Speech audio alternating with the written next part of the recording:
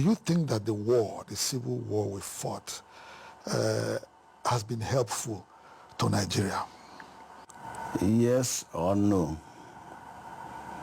The euphoria then was the East was seceding.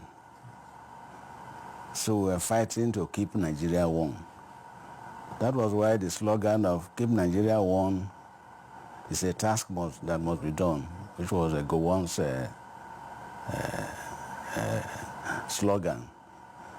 His name, Gowon, G-O-W-N, was go on with one Nigeria. So as young officers, this was what we carried on our heads. And we fought to keep Nigeria one, to integrate the country. But yeah. Yeah, so to answer your question, now on reflection, there are some regrets, certain things we are proud of. If we didn't fight the war, the country wouldn't have been together. We would have disintegrated. Only God knows whether the disintegration would have helped the components, the various components, whether they would have fared better or not. That is one aspect of the matter. But when you look at it deeply, the regret is that we have not learned any lesson. People are behaving as if we did not fight a war. And even in government, things that are happening, you begin to find that sectionalism, tribalism is still being entrenched. And so really, things you fought for during the war are not being practiced. But now, in some aspects, we're even more divided than we were then. But even those who fought the war are not thinking as if, I don't think they've learned any lesson. This is what I'm saying. So that if you look back from now, examine the type of nepotism that is on, and then the marginalization that is on. I told you how I joined the army. I didn't know anybody.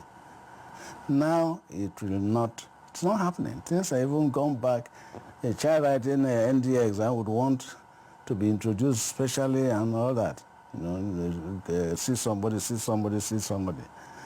These are the things people are complaining about. I particularly have done very well in the army. As a person, I wasn't marginalized. I got to the top, did my best. But my people, like you know, have been marginalized. From what we produce to the coffers of the country.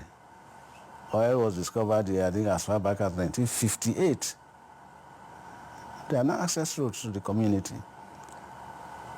So that is an extreme marginalization, which even if you ask me as a soldier, I cannot even explain. Maybe the politicians can explain, but I can't understand why people behave or think that way. It's our wish that God will take you to 100, and more. But when the Almighty finally asks you to come, what would you like to be remembered for?